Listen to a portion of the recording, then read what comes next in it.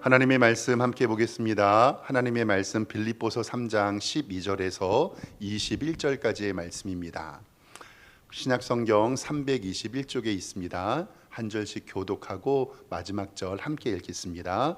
빌립보서 3장 12절부터 21절입니다.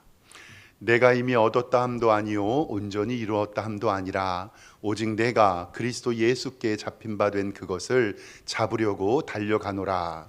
형제들아, 나는 아직 내가 잡은 줄로 여기지 아니하고 오직 한 일 즉 잊어버리고 앞에 있는 것을 잡으려고 푯대를 향하여 그리스도 예수 안에서 하나님이 위에서 부르신 부름의 상을 위하여 달려가노라. 그러므로 누구든지 우리 온전히 이룬 자들은 이렇게 생각할지니 만일 어떤 일에 너희가 달리 생각하면 하나님이 이것도 너희에게 나타내시리라.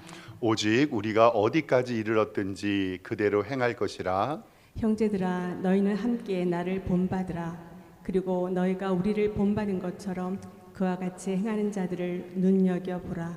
내가 여러 번 너희에게 말하였거니와 이제도 눈물을 흘리며 말하노니 여러 사람들이 그리스도의 십자가의 원수로 행하느니라. 그들의 마침은 멸망이요 그들의 신은 배요 그 영광은 그들의 부끄러움에 있고 땅의 일을 생각하는 자라.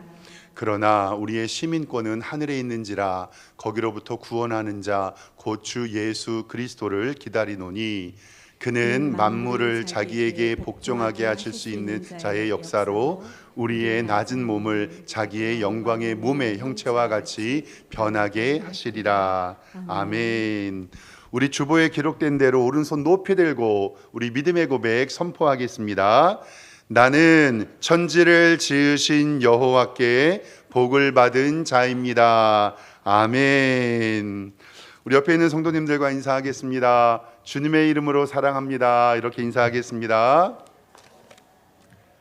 네, 주님의 이름으로 사랑합니다. 오늘 예배 잘 오셨습니다. 하나님께서 오늘도 우리에게 은혜 내려 주실 줄 믿습니다. 2025년도를 하나님께서 인도해 주셨고 마지막 송구영신 예배를 드립니다. 하나님 앞에 너무나도 감사를 드립니다. 그리고 우리 사랑하는 성도 여러분, 2025년도 올 한 해 정말 애쓰셨고 수고하셨습니다. 여러분들의 가정과 직장과 교회 그리고 부르신 곳에서 사명을 다하고 하나님의 영광을 위하여 그 수고하신 그 은총 하나님께서 복 주시고 은혜 주실 것을 믿습니다. 성도님들의 수고와 그 애씀, 그 노력으로 우리의 가정과 우리의 기업이 세워졌고 특별히 하나님의 교회도 세워짐을 믿습니다. 그리고 우리 성도님들 덕분에 나라도 든든히 세워져 가고 있습니다. 2025년을 마무리하고 2026년을 맞이하는 송구 영신 예배, 송구 옛 것을 보내고 영신 새 것을 맞이한다라는 뜻이죠. 한국의 송구 영신 예배는요 1887년 처음 드려졌습니다. 언더우드 선교사님이 담임했던 세문안 교회하고요 아펜젤로 선교사님이 담임했던 정동교회가 연합으로 처음에 예배를 드렸어요. 한국의 풍습 중에서 섣달 금음에 잠을 자면 요 눈썹이 하얘진다는 말 혹시 들어보셨습니까? 어르신들이 그랬잖아요. 그러니까 섣달 금음 마지막 날에는 동네 사랑방에 모여가지고 이렇게 재밌는 시간을 보냈던 풍습이 있고 날을 세면서 서로 이야기했던 풍습이 한국에 있었잖아요. 예수님을 믿어도 그 문화가 빨리 없어지지는 않았어요. 그러니까 이 세문안 교회와 정동교회 성도님들이 섣달 금음날에 눈썹이 하얘지지는 않는데 좀 그래도 안 모이기 이상하니까 예수님 믿는 사람들은 그때 어디로 모였을까요? 교회로 모인 거예요. 그런데 선교사님들이 바라보니까 마지막 날에 자꾸 성도님들이 교회로 오니까 우리 모인 김에 뭐 하자? 예배드리자. 그래가지고요 1887년에 언약갱신 예배라고 해서 예배를 처음 드렸어요. 왜냐하면 올해 있었던 언약이 내년에도 갱신된다. 그래 그것이 언약갱신 예배에서 송구영신 예배로 발전이 되어서 이제는 한 해의 마무리 짓는 12시를 기준으로 이전과 이후 송구, 영신 이렇게 해서 예배를 드립니다. 일부 대형 교회는 한 번에 모여서 예배드리지 못하니까요. 요즘에는요. 오늘 7시부터 9시, 11시 이렇게 1, 2, 3부 드리는 대형 교회도 있더라고요. 그리고 제 친구 교회 목사님들을 보니까 요즘에는 밤에 모이는 걸 힘들어 하셔가지고요. 12월 마지막 주를 송구 예배로 드리고 1월 첫째 주를 영신 예배로 나누어서 드리는 교회도 있더라고요. 송구 영신 예배를 드리면서 1년 동안 하나님께서 주신 은혜에 감사하고 그리고 새날을 준비하는 예배에 하나님께서 복과 은혜 주실 줄 믿습니다. 송구 영신 예배를 준비하고 몇 번 우리가 예배를 드리니까 몇몇 성도님들이 저한테 이런 얘기를 좀 물어보세요. 목사님, 왜 우리 교회는 말씀 뽑기 안 해요? 목사님, 왜 우리 교회는 카운트다운 그런 거 안 해요? 그래서 저도 좀 고민이 되죠. 그래서 개인적으로는 좀 설명을 해드렸지만 송구 영신 예배가 어떤 것인지를 말씀을 드리면서 설명을 해드릴게요. 말씀을 뽑는 것은 괜찮아요. 하나님이 올해 내게 주신 말씀을 뽑고 그것 가지고 기도하는 것 참 좋습니다. 근데요, 제가 부교육자로 사역을 하면서 조금 부정적인 것을 많이 봤어요. 이 말씀을 뽑잖아요. 근데 말씀을 뽑으면 거기에 있는 것들이 사람들이 이 한 300개, 500개 말씀을 랜덤으로 져 있으니까 그 말씀을 뽑았어요. 근데 올해는 기도해라, 참아라 이런 말씀이 있으면 사람들이 좋아할까요? 싫어할까요? 좀 기피해요. 그러면 이 말씀을 다 나누어 가지고 목회자실에 있으면요, 꼭 찾아오시는 성도님들이 있어요. 목사님, 저 말씀 다시 뽑으면 안 돼요? 안 돼요? 그럴 수 없으니까 다시 뽑게 해요. 그러면요, 거기에 쓰셔갖고 내가 좋아하는 말씀을 계속 찾아요. 어떤 말씀이 나올 때까지? 복 주시겠다는 말씀이 나올 때까지 복 주고 복 주고 복 주고.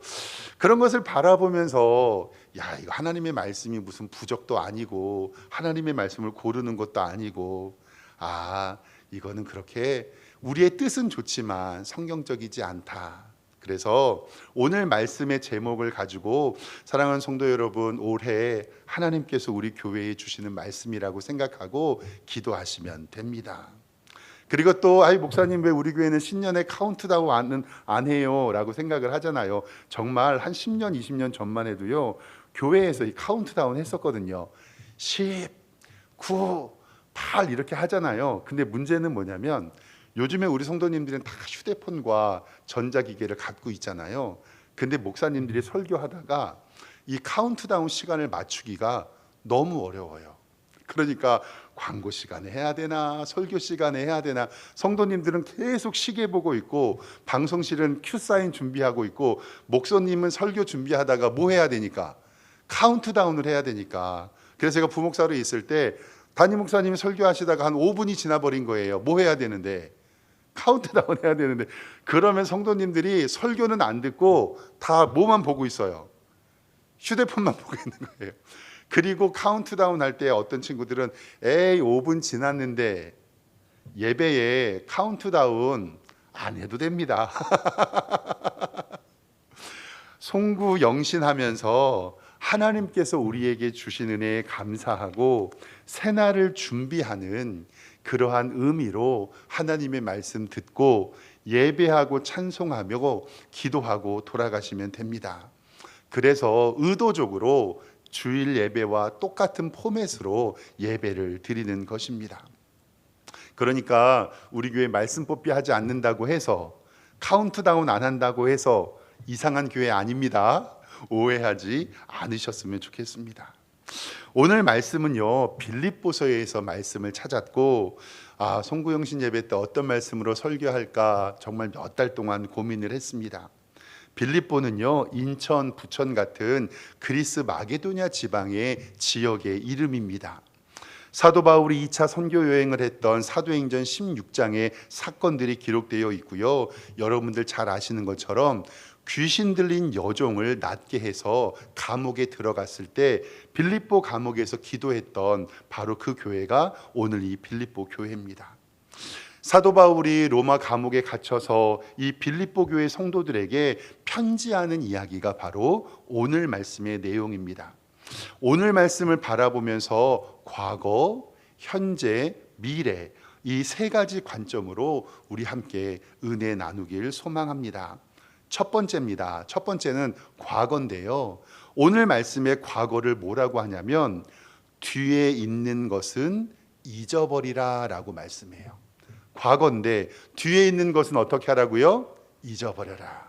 12절부터 제가 성경을 좀 읽어보겠습니다. 보세요. 내가 이미 얻었다 함도 아니라 온전히 이루었다 함도 아니라 오직 내가 그리스도 예수께 잡힌 바 된 그것을 잡으려고 달려가노라. 형제들아, 나는 아직 내가 잡은 둘로 여기지 아니하고 오직 한 일, 즉 뒤에 있는 것을 어떻게 하고요? 잊어버리고 앞에 있는 것을 잡으려고 했다라고 성경은 기록하고 있습니다. 사도 바울은 초대교회의 신앙의 거인입니다. 유대인이면서 로마의 시민권을 가지고 있었고 그의 지식과 신학은 대단했습니다. 신약 성경의 27권 중에 절반에 가까운 13권을 사도 바울이 기록했습니다.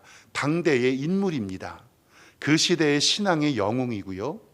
그런데 그 사도 바울이 내가 얻은 것도 없고 잃을 것도 없습니다. 영적 겸손하고 오직 나는 예수님께 잡힌 것만을 생각합니다 라고 이야기하고 있습니다. 사도 바울은 영적으로 겸손하며 예수님께 잡혔던 때를 생각합니다.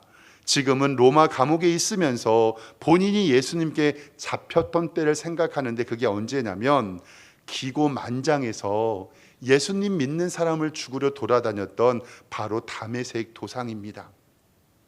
이 사도 바울은요, 예수님 믿기 전에 바울이라는 이름이 아니라 사울이라는 이름을 가지고 있었거든요. 그때 대제사장들과 서기관들의 활약을 받고 로마인이었기 때문에 예수님 믿는 사람들을 잡아다가 죽였어요. 그 잡아다가 죽였던 사람이 여러분을 잘 아는 7 집사 중에 한 명이었던 스데반 집사님도 포함됩니다. 이렇게 예수님 믿는 사람을 잡아 죽이려고 다닐 때 어느 날 이 예수님께서 이 사도 바울을 만나 주십니다. 하늘에서 빛이 비춥니다. 그리고 이렇게 말씀하세요. 사울아 사울아 내가 어찌하여 나를 박해하느냐. 눈이 멀어버립니다. 아무것도 보지 못합니다. 사흘 동안 먹지도 보지도 못합니다. 그리고 선지자 아나니아를 만나 눈을 뜨게 하고 하나님께서는 사울에게 영적으로 음성을 들려주십니다. 사도행전 9장 15절을 화면을 통해서 좀 보겠습니다. 주께서 이르시되 가라. 이 사람은 내 이름을 이방인과 임금들과 이스라엘 자손들에게 전하기 위하여 택한 나의 그릇이라. 그가 내 이름을 위하여 얼마나 고난을 받아야 할 것을 내가 그에게 보이리라 라고 말씀하시면서 다메섹 사건을 통해서 이방인을 위한 부르심을 이 사도 바울에게 알려주십니다. 이 사도 바울은 하나님 앞에 이렇게 붙잡힌 바 되었습니다. 여러분이 잘 아시는 갈라디아서 2장 20절 말씀에 사도 바울은 이렇게 고백합니다.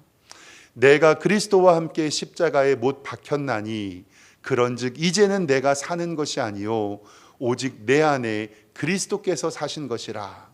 이제 내가 육체 가운데 사는 것은 나를 사랑하사 나를 위하여 자기 자신을 버리신 하나님의 아들을 믿는 믿음 안에서 사는 것이라. 아멘. 내가 잡은 줄로 생각하지 아니한다. 이것은 하나님의 주권과 하나님의 섭리를 인정하며 내가 뒤에 있는 것을 잃어버리고 앞에 있는 것을 생각한다는 뜻은 나의 주도권이 나에게 있는 것이 아니라 하나님에게 있음을 사도 바울은 오늘 우리에게 말합니다. 나의 이력과 나의 경력과 나의 수고와 나의 헌신은 내가 한 것이 아니라 하나님이 하셨다라고 하는 것이 바로 사도 바울의 고백입니다. 사도 바울처럼 예수님 믿고 전적으로 헌신하여서 평생을 예수님만을 위해 교회를 위해 사셨던 목사님입니다. 그런데 그가 마지막에 감옥에 갇혀서 고백하는 것은 그것은 내가 한 것이 아니라 예수님이 나를 잡아주셨기 때문에 가능했다라고 사도 바울은 고백합니다. 사랑하는 성도 여러분, 여러분의 삶과 우리의 가정과 특별히 우리 석샘교회의 43년의 역사, 여기에 계신 우리 성도님들의 한 분 한 분 수고의 헌신과 노력과 애씀이 있어서 이렇게 든든한 교회가 세워진 것을 우리는 믿습니다. 그러나 우리가 다른 사람을 칭찬할 때는 너무너무 애쓰셨습니다라고 말해도 되는데, 내가 나를 평가할 때는 내 탓이 아니라 누구의 은혜라고요? 하나님의 은혜입니다. 내가 왕년에, 내가 옛날에 사람을 높였고 돈과 명예를 의지했고 세상의 권세와 권력을 자랑하는 것이 아니라 우리 교회만 바라보더라도 이 모든 것이 하나님의 주도권과 하나님의 은혜라고 말하는 복된 성도님들 되시기를 주님의 이름으로 축원합니다. 그래서 고린도전서 15장 10절 말씀에 사도 바울은 이렇게 고백합니다. 그러나 내가 나 된 것은 하나님의 은혜로 된 것이니 내게 주신 그의 은혜가 헛되지 아니하여 내가 모든 사도들보다 더 많이 수고하였으나 내가 한 것이 아니라 오직 나와 함께 하신 하나님의 은혜로라. 저는 이 말씀이 너무너무 신기해요. 내가 모든 사도들보다 더 많이 수고했으면 내 탓과 내 능력이 조금 있는 거잖아요. 근데 사도 바울은 내가 모든 사도보다 더 많이 수고하였지만 내가 한 것이 아니라 오직 나와 함께 하신 누구의 은혜라고요? 하나님의 은혜로다. 아멘. 사랑하는 성도 여러분, 2025년도 정말 애쓰셨습니다. 우리 감사하면서 내가 했던 것들, 자랑하고 싶었던 것들, 사람들이 알아줬으면 하는 것들, 내가 봉사한 것들, 내가 헌금한 것들, 내가 기도한 것들, 내가 노력한 것들, 그거 오늘 주님 안에서 다 잊어버리시기를 주님의 이름으로 축원합니다. 왜냐하면 내가 한 것이 아니라 누가 한 것이니까요? 하나님이 한 것입니다. 이것이 바로 송구, 옛 것을 버려버리는 성경의 이야기입니다. 13절 다시 보면 형제들아 나는 아직 내가 잡은 줄로 여기지 아니하고 오직 한 일, 즉 뒤에 있는 것을 잊어버린다라는 말씀을 통해서 우리가 했던 모든 노력과 애씀은 하나님의 은혜임을 고백하시기를 주님의 이름으로 축원합니다. 과거의 모든 것을 이제 잊어버렸으니 이제는 두 번째로 현재의 일을 살펴보겠습니다. 현재의 일은요, 우리는 표대를 향하여 달려가야 된다는 사실입니다. 오늘 14절 말씀에 표대를 향하여 그리스도 예수 안에서 하나님이 위에서 부르신 부름의 상을 위하여 달려가노라. 바로 이 표대는요, 표시가 있는 깃발이란 뜻인데 마라톤 선수들의 결승점을 가르칩니다. 그 표대를 향하여 달려가는 그 이유는 바로 하나님이 위에서 부르신 부름의 상이 있기 때문에 그렇습니다. 고대 올림픽 경기장 경주의 승리자는 시상대 위에서 면류관을 받고 그리고 그 귀중한 상을 받게 됩니다. 성경은 표대를 향하여 달려가라, 이것은 바로 경주의 방향성을 설정합니다. 현재를 살아가는 우리들은 어떤 경주를 지금 하고 있습니까? 정말 우리가 뛰어가는 방향은 정말 옳은 것입니까? 지금 여러분들은 예수님의 표대를 향하여 달려가고 있는 게 맞으십니까? 내게 건강에 있는 이유, 내가 돈을 버는 이유, 내가 일하는 이유, 내가 공부하는 이유, 내가 직장에 다니는 이유, 그리고 내가 오늘 살아가는 이유가 정말로 표대를 향하여 우리의 방향은 맞게 설정되어 있습니까? 우리는 절대 경로를 이탈하면 안 됩니다. 설교 준비하다가 재미있는 뉴스가 하나 있어가지고요, 요거 잠깐 영상 잠깐 보고 말씀 같이 또 보도록 하겠습니다. 영상 잠깐 좀 보여주세요. 10km를 1등으로 줄곧 달렸지만 결승선 앞에서 우승을 놓쳤습니다. 선수는 정신이 팔려 실수했다고 했는데요. 어떤 일이 있었던 건지 오선민 기자가 전해드립니다. 간발의 차로 앞서는 이 선수를 그 누구도 추월하지 못했습니다. 10km 단축 마라톤에 나선 에티오피아의 테페리가 지난해에 이어 우승을 확정짓나 했던 순간 Oh no, she took that right turn. 우회전하는 경찰 오토바이를 따라 엉뚱한 길로 들어선 겁니다. 결승선을 불과 150m 앞둔 상황이었습니다. 뒤늦게 깨닫고 방향을 틀었지만 주워 담기엔 이미 늦었습니다. What a disaster for Teferi, who was in the lead. 결국 2등에게 우승을 내줬고 4초 차이로 3등이 됐습니다. 대회 2연패와 상금 1,300만 원을 눈앞에서 놓친 테페리는 주저앉았습니다. 시계를 확인하다 정신이 팔려 오토바이를 따라갔다며 어쨌든 내 실수가 맞다고 말했습니다. 대회 주최 측은 선수가 오해할 수 있었다며 잘못을 인정했지만 결과를 되돌릴 순 없었습니다. 마라톤 경기 중 경로를 착각해 노력이 한순간에 물거품이 돼버린 일은 처음이 아닙니다. 6년 전 이탈리아에선 경찰 오토바이가 주자들을 엉뚱한 길로 안내해 우승자가 뒤바뀌는 일이 생겼고 10년 전 영국에선 경로 표시를 제대로 하지 않아 한 명을 제외하고 5천여 명이 실격되는 일도 있었습니다. JTBC 오선민입니다. 제가 이 영상을 보여드리는 이유는 뭐냐면요, 150m 앞두고 이 선수가 정신이 팔려 경로를 이탈했어요. 마라톤을 달려가면서 저기에 있는 표대를 바라보며 뛰어가야 되는데, 이것은 무엇을 이야기하냐면요, 사랑하는 성도 여러분, 우리가 주님 나라 가면서 저기 천국이 보여요. 근데 정신이 팔려가지고 딴 데 바라보면 거기 갑니까? 못 갑니까? 못 갑니다. 세상에 정말 정신 차리고 살고 계십니까? 요즘에 무엇에 그렇게 정신이 빠져 있으십니까? 예배는 그렇게 쉽게 빠지면서 운동 한번 빠져먹으면 큰일 나는 줄 압니다.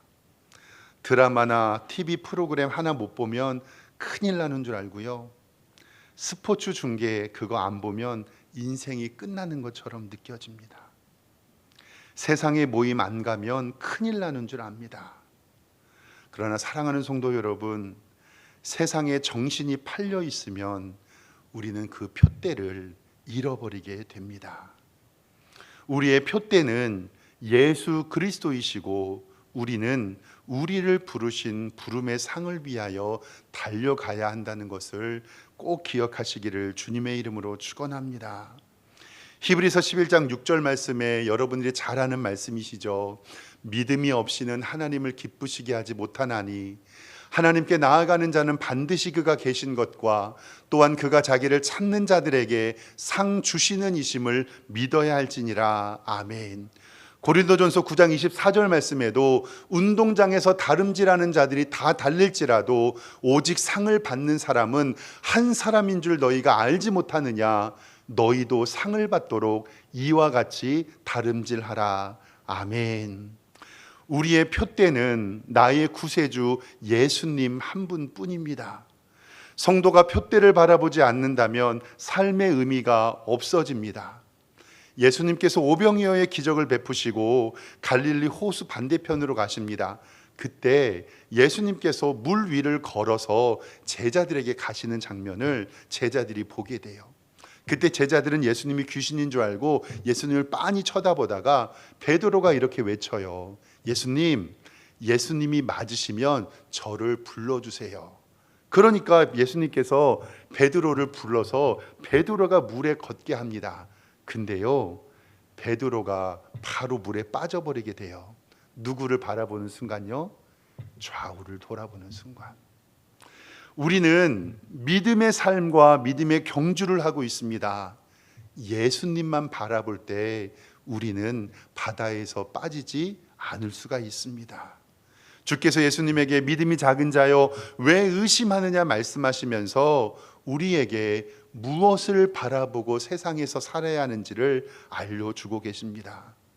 2025년 12월 31일 오늘을 살아가는 우리 성도님들에게 표대를 향하여 예수님을 향하여 뛰어나가시기를 주님의 이름으로 축원합니다.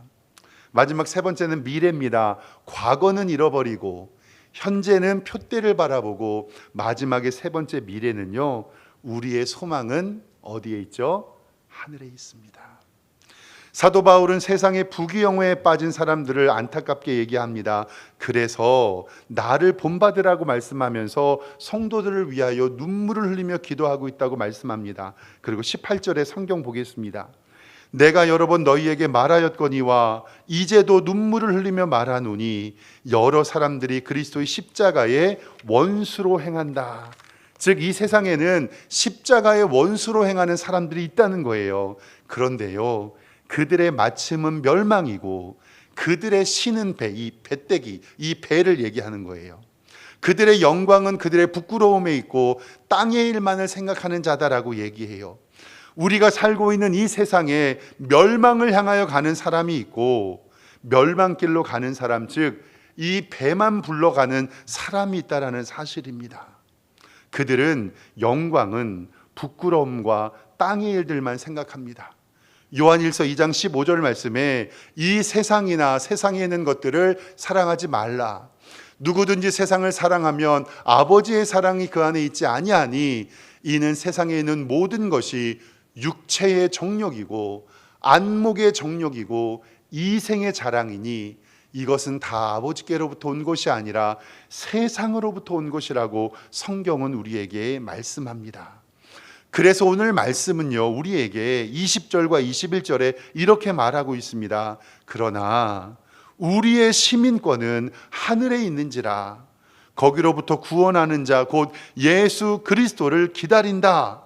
그는 만물을 자기에게 복종하실 수 있는 자의 역사로 우리의 낮은 몸을 자기의 영광의 몸의 형체같이 변하게 하시리라. 아멘.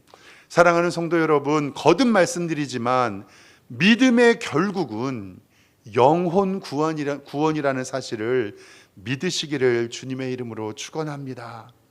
아무리 이 땅에서 떵떵거리고 잘 살아도 죽어서 천국 못 가면 아무런 소용이 없습니다.